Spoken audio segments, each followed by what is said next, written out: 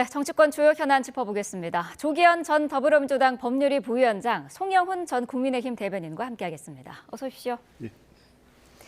자, 어제 이재명 대통령이 한미 관세와 안보 협상 결과를 담은 그 팩트시트를 직접 발표를 했습니다. 그간의 문서화가 늦어진다라는 부분에 대해서 우려가 좀 있었는데 대통령이 직접 발표했어요. 어떻게 보셨나요? 이번 통상 안보 이 한미 간 협상은 향후 우리나라 경제 또 외교에 미치는 영향이 중대합니다. 네. 그리고 이 정부가 이 전 정권의 탄핵으로 해서 급하게 출발한 6개월 동안 숨가쁘게 달려온 겁니다. 네. 이 내용의 절차나 과정에 대해서 국민들에게 소상히 설명할 필요가 있고요. 물론 과정에서 1차, 2차 합의 내용들이 다 공개는 됐지만 그만큼 이 대통령이 사실 책임을 지고 끌어온 협상이었기 때문에 그 네. 내용을 직접 나서서 설명드리는 게 맞다고 판단하신 거고요. 한 번 덧붙인다면 이 협상은 이제 방어적인 협상이었습니다. 얼마나 네. 버텨내서 우리의 국익을 지킬 것이냐였는데 실제 협상 과정에서 우리의 수건이었던 핵잠수함 추진까지 얻어내는 협상으로 만든 성과, 이 부분 또한 또 국민들께 분명히 설명드릴 필요가 있었다고 판단하신 것 같습니다. 네. 저는 조금 의견이 다른데요. 이거 대통령이 직접 발표하는 것이 국익에 도움이 되었을지 개인적으로 좀 의문입니다. 네. 왜냐하면 우리 입장에서는 한마디로 말하면 언젠가는 이 협상으로부터 돌아 나와야 할 수 있어요. 지금 미국 연방대법원에서 상호관세가 과연 대통령의 권한으로 IEEPA법을 근거로 행정명령을 할 수 있느냐, 여기에 대해서 심리에 착수하지 않습니까? 연방대법원에서까지 최종적으로 위헌 판결이 나오면 우리가 3,500억 불, 그리고 우리 기업에 1,500억 불 직접 투자, 그다음에 무기 구매, 주한미군 지원 등등을 모두 합해서 5,940억 불을 투자 또는 구매해야 될 이유가 없는 겁니다. 그런데 언젠가 이 합의로부터 돌아 나오는 상황을 가정해 본다면 대통령이 직접 발표했을 때는 그만큼 우리가 외교적으로 운신의 폭이 좁아질 수 있습니다. 그리고 미국은 이것을 트럼프 대통령이 직접 발표하지 않았잖아요. 네. 백악관의 홈페이지에 전문을 올리고 미국 국무부 부장관이 부연 설명했습니다. 그런 외교적인 격을 따져봤을 때도 사실은 대통령이 아닌, 아마도 우리는 장관이나 장관급 정도가 발표하는 것이 적절하지 않았을까 하는 말씀을 좀 드리고 가야 될 것 같습니다. 네, 이재명 대통령이 어제 소회를 밝히면서 빨리 합의하라는 그 내부적인 압박이 힘들었다라는 부분을 말하기도 했습니다. 야당을 좀 겨냥을 한 것 같은데 어떻게 들으셨을까요? 바로 그 부분이 앞으로 우리가 특별법을 서두르지 말아야 되는 이유를 이재명 대통령 스스로 인정한 것이라고 할 수 있겠죠. 그러니까 자동차 관세 환급 문제와 결부가 된다면 국회에 정부가 특별법을 발의하는 것까지는 이해할 수 있습니다. 그러나 지금 여당은 양해각서가 비준 대상도 아니라고 하고 특별법은 빨리 해야 된다고 하면은 결국 우리 스스로 우리 손발을 묶어놓는 결과가 되는 겁니다. 근데 이재명 대통령이 직접 빨리 합의하라는 압력이 힘들었다, 유일한 무기는 우리 버티기다라고 말씀하시잖아요. 네. 그렇다면은 그 특별법은 우리 국회에서 매우 신중하게 논의해야 되는 것이고, 나아가서 양해각서는 국회 비준 절차를 거치거나 아니면 적어도 비준에 준할 정도로 국회 상세한 정보를 공개하고 우리가 숙의하는 과정을 반드시 거쳐야 되는 겁니다. 우리가 우리 스스로 손발을 묶어놓을 필요가 없다라는 점을 다시 한번 말씀드립니다. 네, 앞서서 그 부위원장께서는 이 핵추진 잠수함 승인을 큰 성과 중에 하나라고 이제 말씀을 해주셨는데, 이 팩트시트 문서를 보면은 이 건조를 하는 장소라든지 조건이 구체적으로는 담기지 않았더라고요. 근데 위성당 안보실장 설명대로요. 논의 자체가 한국에서의 건조를 전제로 해왔다는 게 맞을 거고요. 네. 아니, 그럴 수밖에 없는 겁니다. 필리조선소 같은 경우에는 도크 자체가 지금 잠수함을 건조할 수 있는 상태도 아니고 조선소 자체의 인프라 자체가 지금 할 수 없다는 것을 미국도 부인할 수 없는 상황일 겁니다. 아마 그래서 굳이 팩트시트에 상세하게 담지는 않았지만 당연히 한국에서의 건조를 전제를 한 거고, 다만 이제 해결료 공급과 관련되는 추가 협의가 필요한 정도이지, 건조 문제를 가지고 다시 한국과 미국 사이의 추진 과정에서 이견이 생기거나 다른 조건이 제시될 가능성은 없다고 보고요. 그럼 네. 뭐 필리 조선소의 상황상 당연히 우리 한국의 뭐 거제 조선소라든가 실제 인프라가 충분하고 바로 건조할 수 있는 여건이 돼 있는 한국에서의 건조가 전제되어 있다고 보면 될 것 같습니다.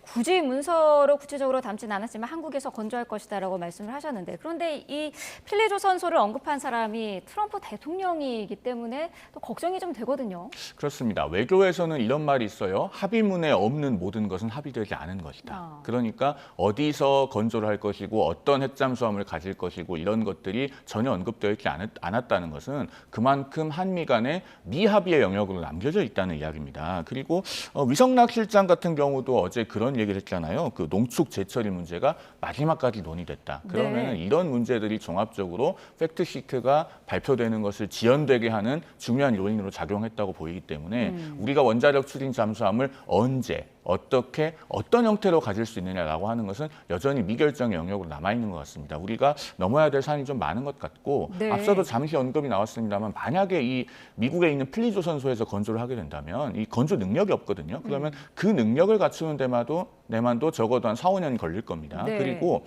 그렇게 되면 한화가 미국에서 방위산업체로 지정이 돼야 돼요. 그리고 연방정부와 주정부의 통제를 받게 됩니다. 그러면은 여러 가지 그 건조하는 과정에 있어서까지 보고를 해야 되고 컨트롤이 되기 때문에 우리가 원하는 재원의 잠수함을 가질 수 없는 가능성마저 생기는 겁니다. 그래서 이 문제는 반드시 국내에서 건조를 하는 것으로 합의가 돼야 될 것이다. 우리 정부가 앞으로 할 일이 많다라는 말씀을 드립니다.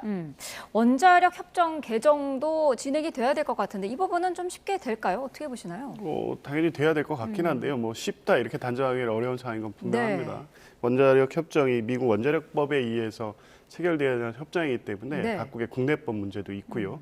어찌됐든 이 우라늄 농축이라든가 해결로 재처리는 원자력 협정의 개정 대상이기 때문에 당연히 이제 개정이 돼야 됩니다. 지금 현재는 뭐 20%까지밖에 농축이 안 되고 재처리 같은 경우에도 사전 동의받도록 협정이 돼 있기 때문에 이번 협의를 담아낼 수가 없다는 건 분명합니다. 아마 한미 간 협의 과정에서도 그런 부분이 충분히 고려됐을 거기 때문에 향후 이제 원자력 협정과 관련돼서는 각국의 국내 상황, 법적, 제도적 문제를 검토하면서 최종적으로는 원자력 협정 개정으로 나가지 않을까 그렇게 봅니다. 어제 팩트시트 발표를 두고 여야에서는 엇갈린 평가가 나왔는데요. 여야 목소리 듣고 이어가도록 하겠습니다. 후일담도 제가 좀 들어보고 했는데 정말 많은 고비고비 어려움이 있었는데 그것을 오로지 국익적 관점에서 뚝심 있게 이재명 대통령께서 트럼프 대통령과 협상을 잘 해주셨기 때문이다. 대장동 의혹을 덮기 위해 급박하게 준비했다는 느낌마저 드는 알맹이 없는 발표에 팩트시트가 아니라 백지시트였습니다. 빨리 하라는 압박이 힘들었다. 발목을 잡아서 버티기 어려웠다고 말했습니다. 협상 실패 책임을 내부 압박과 정쟁으로 돌리는 부적절한 인식입니다. 드신 것처럼 국민의힘에서는 팩트시트가 아니라 백지시트다, 협상 실패다 이렇게 얘기를 했는데 구체적인 내용이 없다라는 부분을 지적을 한 것 같거든요. 그렇습니다. 뭐 백지시트라고 하기까지는 조금 과할지 몰라도 듬성 비어있는 부분이 많아서 우리 국민들이 의문을 갖고 또 국회에 정부가 나와서 아주 상세하게 설명해야 될 부분이 많습니다. 단적으로 제가 우리 국민들께서 아마 처음 들어보실 만한 내용을 하나만 짚어보자면 그 원리금을 회수할 때까지는 5대5로 수익을 배분받는 것으로 알려져 있잖아요. 그런데 그 양해각서 15항에 보면 어떤 문구가 있냐면 그 5대5라고 하는 문장 뒤에 미국 세금 공제 후라고 괄호 안에 적혀 있습니다. 그러면은요, 만약에 세율이 20%면요, 5대5가 아니고 6대4입니다. 이런 부분들이 그러면 세율은 얼마냐, 세금을 어떻게 부과하기로 했냐, 이런 부분에 대해서 정부가 나와서 상세하게 설명해야 되는 거고, 그래서 비준 절차 내지는 비준에 준하는 절차를 거치라는 얘기가 나오는 겁니다. 그다음에 이 협상이 성공적이라고 자화자찬하는 것은 대단히 문제가 있다는 점 덧붙여서 말씀드려야 될 것 같아요. 김용범 정책실장이 올해 7월 31일에 브리핑을 할 때는 분명히 뭐라고 했냐면 대출 보증 지분 투자 중에서 지분 투자는 5% 미만이 될 거다라고 하는 표현을 썼습니다. 그러면 3,500억 불에 5%면 175억 불이잖아요. 그런데 어제 팩트시트와 양해각서를 통해서 우리가 2천억 달러를 미국이 정하는 계좌에 입금을 해야 된다는 건 확인이 됐어요. 그럼 10배가 넘게 올라가는 것이 공식화된 것 아니겠습니까? 그런데 어제 김정관 산업부 장관은 브리핑을 하면서 3,500억 불에서 2천억 불로 43%를 줄였다. 라는 표현을 쓰더라고요. 우리 국민들 앞에서 그렇게 아전인수식으로 말씀하실 만한 상황은 아니다라는 점을 좀 말씀드려야겠습니다. 반박하실 내용이 있으실 것 같은데요? 어떻게 협의했더라도 실패한 협상이라는 결론을 이미 내놓고 있었던 거 아닙니까? 그 과정은 다 공개돼 있고요. 우리나라의 네. 상황만도 아니었습니다. 최초 포괄적 합의 이후에 팩트시트 MOU로 가는 과정에서 미국은 계속 어느 나라에도 똑같은 조치를 취합니다. 최초 합의한 내용과 상세 협의 과정에서 본인의 자국의 이익에 맞게 다른 발언을 하고 트럼프 같은 경우에 국내의 정치적 상황을 고려해서 실제 합의된 내용과 다른 얘기를 합니다. 그러면서 팩트시트까지 이르는 동안에 최대한 자국의 이익을 얻으려는 협상을 하는 거죠. 트럼프의 협상 전략 아니었습니까? 일본은 달랐습니까? 유럽은 달랐습니까? 왜 우리 정부만 뭐 실패한 것처럼 이렇게 전제하는지 모르겠고요. 아까 이제 서두에 이제 나왔던 얘기가 이 그 협상 과정에 대해서 국민의힘의 태도를 보면 네. 무조건 빨리 하라고 하지 않았습니까? 처음에 2차 협의하는 과정에서 또 이번에 팩트시트 안 나온다고 왜 안 나오냐고 또 계속 그러지 않았습니까? 나온 내용 보십시오. 지금까지 정부가 그 설명한 내용이 상세하게 담겨 있습니다. 이게 백지 시트라고요? 제대로 보시기나 한 건지 모르겠습니다. 그리고 김정관 이 산자부 장관하고 러트니 장관 간에 사인한 이 MOU 같은 경우에도 네. 3,500발 투자에 대해서 상세하게 설명이 돼 있고요. 어떤 방식으로 투자가 이루어지는지 그리고 2중, 3중의 투자 원금 회복에 대한 안정장치가 다 마련돼 있습니다. 이 내용 보시면 지금 일본이나 유럽 협상에 비해서 우리가 얼마나 성공적으로 반응한 협상인지에 대해서 평가할 만한 거 아닙니까? 적어도 전체적인 어떤 이 국제적 상황과 미중 무역 분쟁 상황에서 한국이 할 수 있는 최선의 성과를 얻었다. 좀 평가하고 인정할 건 인정해 주는 게 그런 야당이 되면 좀 안 됩니까? 언제까지 무조건 잘못됐다, 실패했다, 백지다 그런 식의 부정적 평가 전망으로 뭐 정치적 지지 세력한테 이익은 얻을 수 있겠지만 과연 지금 국민의힘이 국익과 국민을 생각하는 정당 인지에 대한 회의를 계속 들게 만드는 평가만 하고 있는 겁니다. 제가 두 가지만 좀 말씀을 드리겠습니다. 네. 일단은요, 국익을 위한 관점에서 말씀드리고 있는 거예요. 그래서 저도 백지시트라고까지는 과할지 몰라도 듬성듬성 많이 비어있다라고 말씀을 드리잖아요. 그리고 이 팩트시트를 잘 보면요, 3,500억 불을 기준으로 논하면 안 됩니다. EU는요, 6,500억 불을 투자하기로 했는데 그게 EU 자체가 하는 게 아니고 유러피언 컴퍼니스, 그러니까 EU 기업들이 투자하는 걸로 되어 있어요. 그럼 같은 기준으로 보면은 자, 우리 정부가 직접 입금해야 되는 2,000억 불, 마스가 프로젝트로 우리 조선 기업들이 투자하는 1,500억 불, 여기까지가 3,500억 불이잖아요. 네. 그다음에 기업 직접 투자가 1,500억 불이 더 있습니다. 그다음에 보잉 항공기 구매, 그다음에 우리가 미국 무기를 사주기로 한 것, 그다음에 주한미군에 대해서 포괄적 지원을 하기로 한 것. 이 세 가지를 합하면 940억 불이에요. 모두 합하면은 5,940억 불입니다. 그러면 EU의 6,500억 불과 큰 차이가 안 나는데 우리가 경제 규모가 EU급이 됩니까? 그다음에 양해각서에 대해서 짧게만 제가 하나 더 말씀드리면은 네. 우리가 이 원리금을 언제까지 회수할지가 사실 기약이 없다는 것이 양해각서에 간접적으로 녹아 있습니다. 뭐냐? 기준 금리를 미국 국채 20년물 금리를 기준으로 잡았거든요. 그러면은 최소한 20년 걸릴 걸 예상하고 있는 거예요. 그런 협상이라고 하는 것을 양해각서가 보여주고 있다라는 점을 말씀드립니다. 야, 근데 200억 투자 관련해서 협의위원회 이 위원장이 우리 김장관 상무장관 아닙니까? 그 MOU 양해각서에 분명히 기재되어 있습니다. 이 투자를 제한할 때에는 상업적 합리성이 네. 있는 투자만 미국 대통령에게 추천한다고 돼 있고요. 충분한 투자금 회수가 보장되는 사업에 투자를 하고요. 사업의 진척 정도에 따라서 요구하면 지금 대금을 지불합니다. 그러니까 마치 지금 나와 있는 금액만 대충 합산해가지고 뭐 미국이 달라는 대로 다 주는 협상처럼 하면서 실패했다고 전제를 하니 도대체 이제 뭐 전 장동혁 대표의 말씀을 갖고 얘기하는 건데요. 그 백지 시트 실패했다고 전제해놓고 구체적 내용에 대해서는 뭐 이 송 변호사님처럼 이런 문제도 있었다. 그럼 뭐 그런 비판까지는 뭐 이해할 수 있고요. 국회에서 설명을 하면 될 겁니다. 실제 뭐 그 부분은 이자 문제는 어떻게 될지 이런 거 따져봐야 되겠죠. 그런데 협상 자체에서 지금까지 국민의힘이 요구했던 내용조차도 안전장치가 다 마련돼 있음에도 불구하고 협상 자체를 실패한 협상이다. 그러니까 아무것도 없는 백지 시트다. 이렇게 평가하는 걸 어떻게 동의하겠습니까? 그런데 저도 그 양해각서를 전문을 다 보고 왔거든요. 네. 자연스럽게 상업적 합리성 얘기로 넘어가는데 그 상업적 합리성은 선언적 규정에 불과합니다. 아무런 구속력이 없어요. 양해각서 문구에 보면 어떻게 돼 있냐면은 투자위원회가 신의성실의 원칙에 따라서 그렇게 상업적 합리성이 있다고 판단하는 경우라고 되어 있는 거예요. 그러면은 그것은 구속력이 없고 그냥 좋은 말에 불과한 겁니다. 그다음에 우리 산업부 장관이 위원장을 맡는 협의위원회는 네. 그야말로 의견을 제시하는 것뿐이지 투자위원회가 거기 구속되지 않습니다. 투자위원회는 아시다시피 미국 상무장관이 위원장이고 그 투자위원회가 프로젝트를 트럼프 대통령에게 추천한 것 아니겠습니까? 그러니까 이 상업적 합리성이라고 하는 것도 사실은 별다른 힘을 발휘하지는 못할 것이다. 현재로서는 그렇게 봅니다. 그러니까 왜 애써서 투자위원회의 구속력에 대해서 뭐 그럴 그 위험이 있다라고 말할 수는 있는데 그러면 협의위원회의 역할을 좀 강조해서 우리가 우리 요구를 관철할 수 있는 구조로 향후 협의하라 이렇게 얘기할 수 있는 문제를 그리고 이제 실제 MOU 문헌 자체에도 보면 투자를 제한하는 데 있어서 1차적으로 상업적 합리성 이게 선언적 규정이 아닙니다. 그 세부사항 하단에 기재된 내용을 보면 검토됐을 때 충분히 이 투자 원금 회수가 가능한 사업이라는 제한사항이 분명히 있고요. 네. 그리고 금액에 대해서 입금하는 시점이나 이런 것도 투자 그 실제 사업의 진척 속도를 다 보는 거 아닙니까? 그러니까 우리가 통제할 수 있는 부분이 분명히 들어가 있는 양의 각서입니다. 이렇게 저도 좀, 잠깐만요. 네. 저도 세금 내는 대한민국 국민인데 우리 국익에 도움이 될 만한 내용이 있으면 제가 부각해서 강조해드리고 싶어요. 그런데 그 협의위원회가요, 심지어 한미 동수로 구성한다는 규정조차 없어요. 그냥 한국이 추천하는 위원, 미국이 추천하는 위원 그렇게만 되어 있기 때문에 사실은 어떤 힘을 발휘할 수 있을지가 이 양해각서만으로는 미지수인 상태인 겁니다.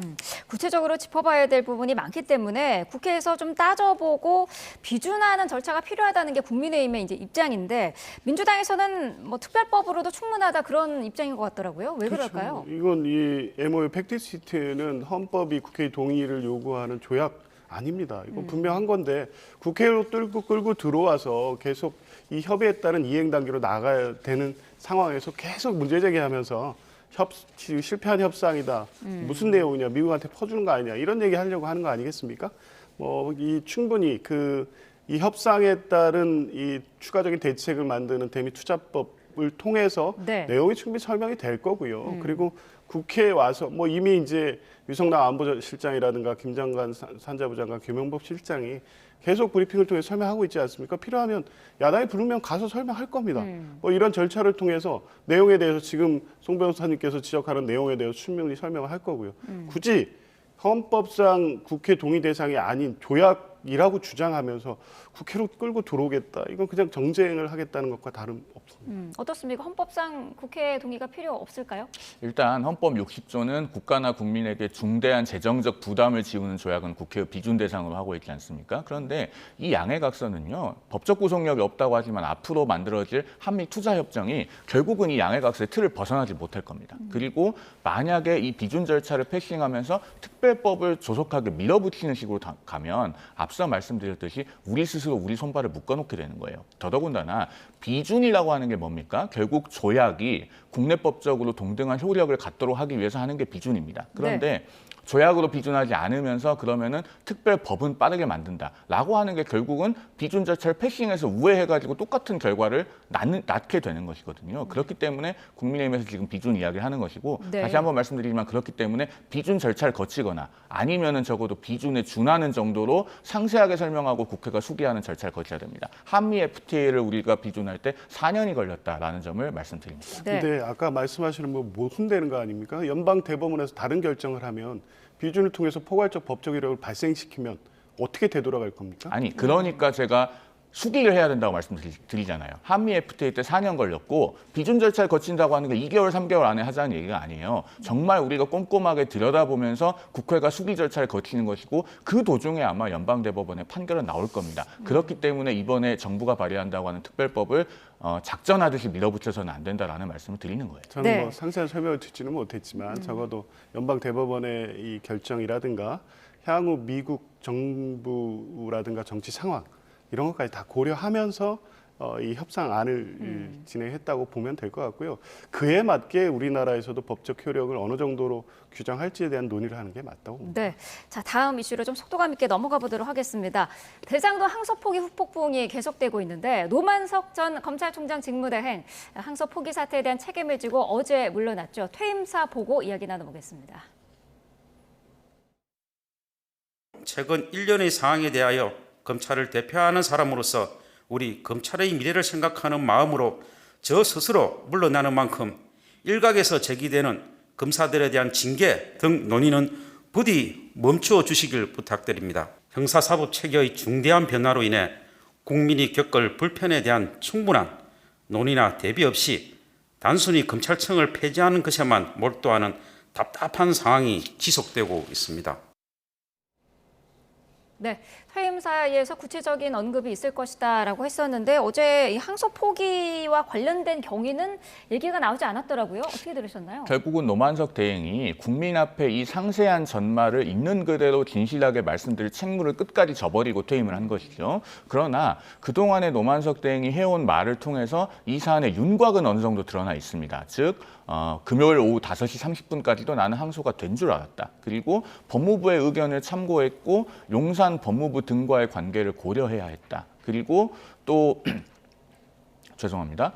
법무부 차관이 3가지 선택지를 제시했는데 3가지 모두 항소 포기였다. 이런 이야기들은 결국은 외압이 있었다는 얘기의 다름 아니거든요. 그리고 특히 금요일 오후 5시 30분까지 항소된 줄로 알고 있었는데 그것을 한 6시간여 만에 꺾을 수 있을 정도의 힘이라면 매우 강력한 힘이고 그런 것을 할 수 있는 사람은 뭐 한동훈 전 국민의힘 대표 같은 경우는 한 사람밖에 없다라고 지목하고 있지 않습니까? 네. 이 정도의 사안이라면 이제 남은 진실은 특검을 통해서 가려야 되는 것이죠.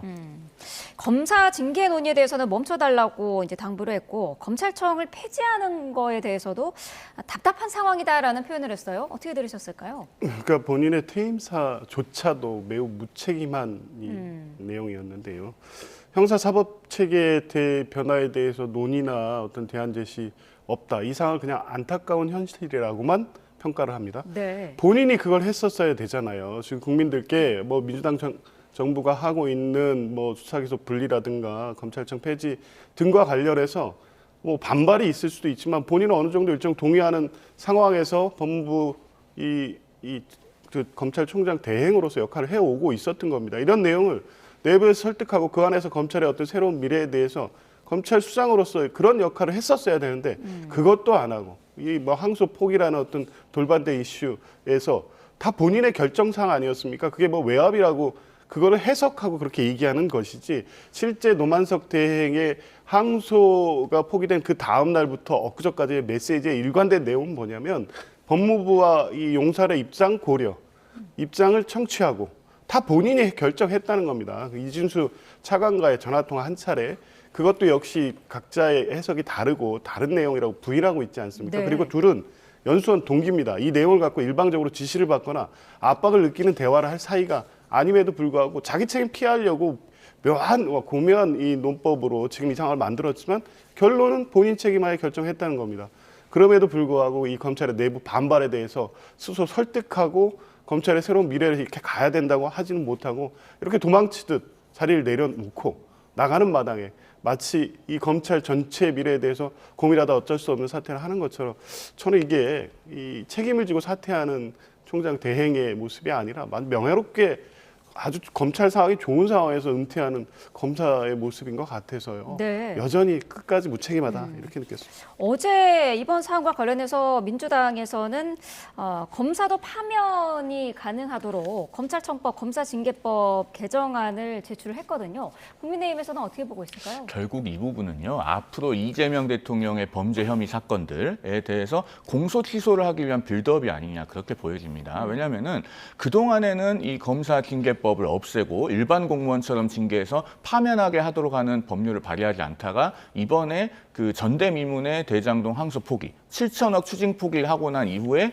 일선 검사장들과 검사들이 반발하니까 이 법안을 낸 것 아니겠습니까? 그런데요. 여기서 이 전대미문의 항소 포기를 바로잡지 못하면 여기서 바로잡는다고 하는 것은 항소는 이제 다시 할 방법이 없으니까 네. 그러면 관계자들이 모두 다 민형사 책임을 져서 본인들 돈으로 추징하지 못한 재산 돌려놓게 하는 것까지를 말합니다. 그렇게 하지 못하면은 앞으로 더한 것들을 하게 될 것이라고 하는 것이 지금 야당 그걸 넘어서 국민의 우려입니다. 그런데 여기서 막지 못하면 그 다음에 뭐가 있겠습니까? 지금 이재명 대통령과 공범 관계로 재판받고 있는 피고인들에 대해서도 항소를 못하도록 한 마당에 그렇다면은 이제는 이재명 대통령 본인의 범죄 혐의들에 대해서 공소 취소를 하고도 남을 거라고 보는 겁니다. 그리고 여기에 대해서 반발하거나 공개적으로 이의를 제기하면 검사의 신분마저 언제든지 박탈할 수 있다라고 하는 게 지금 민주당이 추진하고 있는 법안의 함이라고 보여지거든요. 네. 정말 이런 것만은 막아야 됩니다.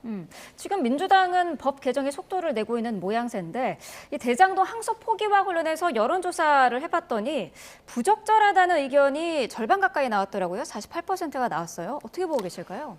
지금 이런 주장들이 국민들 정서에는 그렇게 미쳤을 가능성이 높습니다.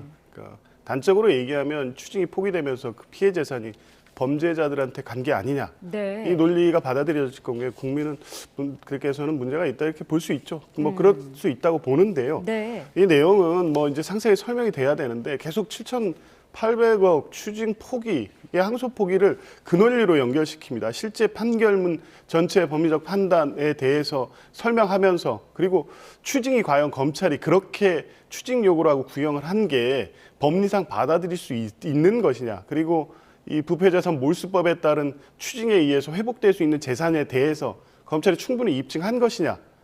이런 부분에 대한 문제제기가 돼야 되겠죠. 이제 이 얘기를 하면 그러니까 항소했어야지 이런 논리로 갑니다. 네. 검찰이 당초 수사 때부터 7,800억이라는 피해액을 한정해 놓은 것이 최초 1차 수사에서는 없던 내용. 그러니까 이해충돌 방지법을 통해서 김용, 정진상, 이재명 대통령을 연결시키기 위해서 무리하게 기소를 하고 그 별도 기소된 사건을 병합해서 지금 여기까지 온 겁니다. 그러니까 그 7,800억이라는 건 범죄 수익으로 확정하기 어려운 정치적 목적의 수사였기 때문에 추징 대상이 되기가 쉽지 않습니다. 네. 이제 이런 부분까지 같이 얘기를 해야 되는데 마치 7,800억 다 잡아놓은 이 추징 금액을 다 날린 것처럼 얘기하는데 이번에 왜 470억밖에 인정 안 됐는지 그 부분에 대한 평가와 반성을 안 합니까? 항소하면 항소심 법원은 그럼 7,800억 다 받아줍니까? 판결문 보면요. 법리상 인정되기 어렵게 이 추징 구역이 구성이 돼 있고요. 1심 판결을 그건 정확히 보고 최대한 인정해 줄 수 있는 만큼 잡아준 게 470억인 겁니다. 왜 7,800억 무슨 근거로 다 날린 것처럼 주장하는지 납득이 안 됩니다. 지금 그 말씀은요. 이제 추징 보전을 풀어달라고 주장하고 있는 남욱 변호사나 네. 혹은 앞으로 이제 풀어달라고 요구를 하게 될 김만배 씨나 김만배 씨의 변호인 그런 분들이 하셔야 될 말씀입니다. 그리고 판결문에 보면요. 5,900억을 그 대장동 개발로 토지 배당을 해서 성남도시개발공사는 1,830억밖에 못 받아가고 나머지는 성남의 뜰 등등을 통해서 뭐 천화동인, 화천대유 등등이 받아가는 것이 아주 상세하게 나와 있습니다. 그러면 항소심에 가서 추가적으로 주장하고 입증을 하면 왜 그걸 추징을 못합니까? 이건 엄연히 피해자가 있는 사건인데 결국은 항소를 포기함으로써 추징을 못하게 되고 이 천문학적인 돈이 결국 대장동 일당들의 수중에 들어가게 됐다라고 하는 본질에는 변함이 없다라는 말씀을 드립니다. 민사소송하고 있지 않습니까? 아니 그 민사소송으로 어떻게 지금 그걸 다 받아내고 형사 판결 넘는 금액을 인정을 받겠어요. 그리고 천신만고 끝에 성남도시개발공사 변호사가 정말 성실하고 유능해서 전부 다 입증해서 승소를 한다고 해도 결국에는 묶여있는 재산이 있어야지 그걸 찾아올 것 아닙니까? 그런데 지금 벌써 남욱 변호사가 1,000억 원대 추징금이 한 푼도 인정이 안 되니까 네. 자기 부동산 풀어달라고 하고 있거든요. 이거 법적으로 앞으로 풀어줘야 됩니다. 이 말씀하신 그 남욱 변호사가 추징 보전 해제를 요청한 이 건과 관련해서 지금 남욱 변호사는 이거 안 해주면은 국가배상 청구까지도 검토하겠다는 입장이거든요. 이거는 가능한 건가요? 뭐 국민 정서상 용서가 안 되는 주장을 하고는 있긴 한데요. 네. 법적으로는 뭐 판결이 확정되면 추징 보전의 효력은 상실되는 거로 볼 수 있기 때문에 아마 그 주장을 하는 것 같습니다. 네.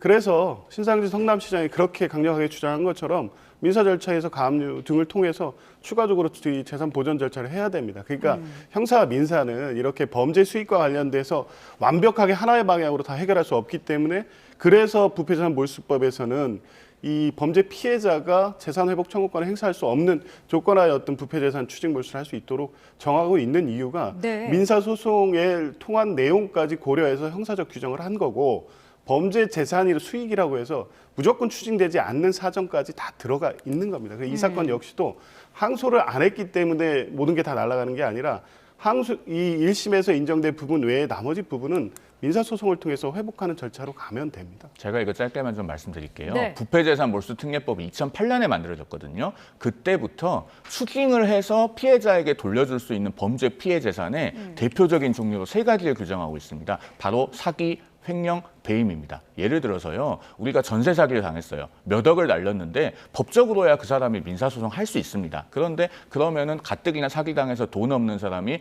변호사 보수 지출해야 되고 인지죄 내면서 힘들게 민사소송에서 입증을 해야 되잖아요. 그걸 검사가 형사 절차에서 대신 입증해서 재산 찾아서 추징하고 피해자에게 돌려주라고 만든 법이 이 법이거든요. 네. 17년 된 법입니다. 그런데 이제 와서 성남도시개발공사가 민사소송할 수 있으니까 민사로 받아가면 되지 않느냐. 이번 대장동 1심 판결문에요. 그 일회 변론기일이 몇 년 지나도 열리지 않고 있고 피해 회복이 현저히 곤란한 경우에 해당하기 때문에 추징한다라는 내용이 명확하게 써 있다는 말씀드립니다. 네, 알겠습니다. 자, 오늘 두 분 말씀을 여기까지 듣겠습니다. 조기현 전 더불어민주당 법률위 부위원장, 송영훈 전 국민의힘 대변인과 함께했습니다. 고맙습니다.